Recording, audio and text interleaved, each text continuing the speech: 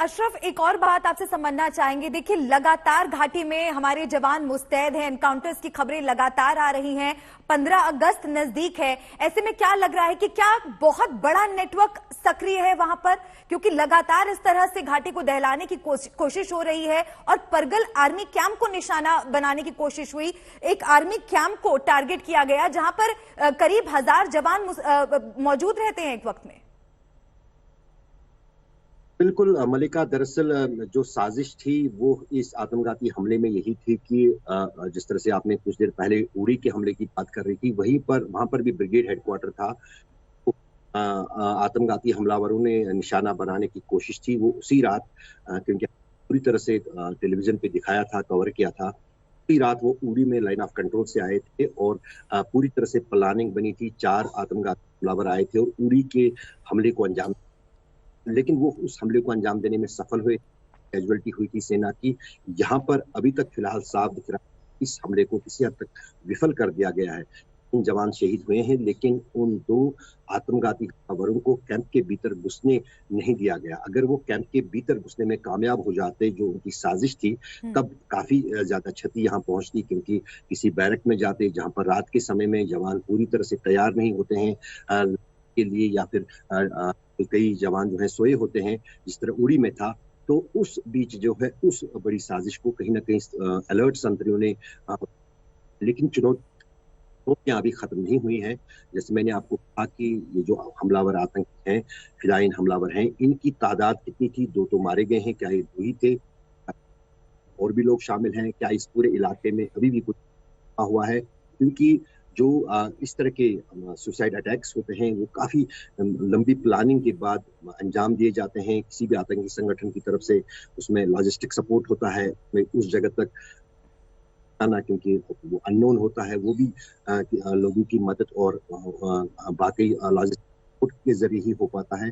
तो इन सभी कड़ियों को जब ये यहाँ पर ऑपरेशन जाएगा, इन सभी कड़ियों को सुरक्षा उनकी जांच करेंगी, तभी शायद ये साफ हो जाएगा कि हमला किस नौयत का था और क्या ये हमला पूरी है या अभी भी खतरा बना।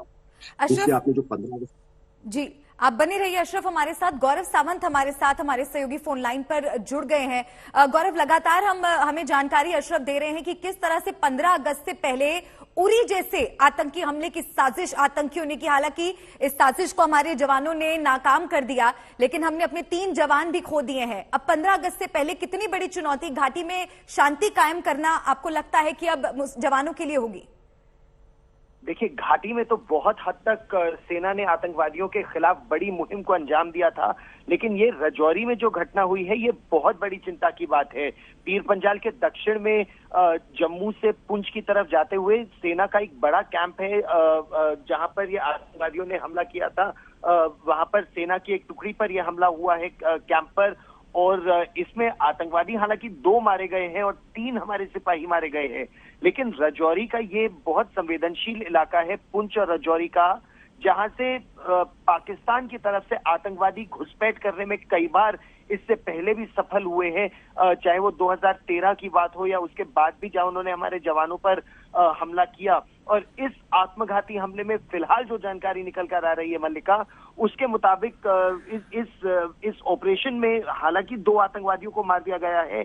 कोम्बिंग ऑपरेशन इस समय भी चल रहे हैं, ये पता लगाने के लिए कि क्या और भी आतंकवादी थे। 2 की तो पुष्टि हो गई है, 3 हमारे जवानों के शहीद होने की और 2 जवानों के जख्मी होने की भी खबर उसकी सेना ने अभी पुष्टि कर दी है। बिल्कुल, और ये बहुत महत्वपूर्ण सवाल है गौरव जो आप बता रहे हैं कि 2 आतंकियों को तो मार गिराया गया है, लेकिन हम लगातार इस पर भी चर्चा कर रहे हैं कि क्या कोई बहुत बड़ा नेटवर्क सक्रिय है, क्योंकि लगातार एनकाउंटर्स हो रहे हैं। लश्कर के आतंकवादियों को भी कल मार गिराया है सेना ने। क्या लग रहा है कि क्या कोई बहुत बड़ी साजिश रची जा रही है? सेना के मुताबिक इस समय आतंकवादियों पर नकेल कसने में उन्हें खासी सफलता मिली थी कश्मीर घाटी में, और ज्यादा फोकस कश्मीर घाटी में इसलिए था क्योंकि इंफॉर्मेशन वही थी कि वहीं पर ज्यादा आतंकवादी हैं। लेकिन पीर पंजाल के दक्षिण में जो पुंछ और रजौरी का इलाका है वो फिलहाल ऐसा समझा जा रहा था कि एक तरह से आतंकवाद मुक्त हो गया है। हालांकि ये एक आतंकवाद का ट्रांजिट रूट रहा है और इससे पहले भी आतंकवादियों ने यहाँ पर आतंकवादी घटनाओं को अंजाम दिया है।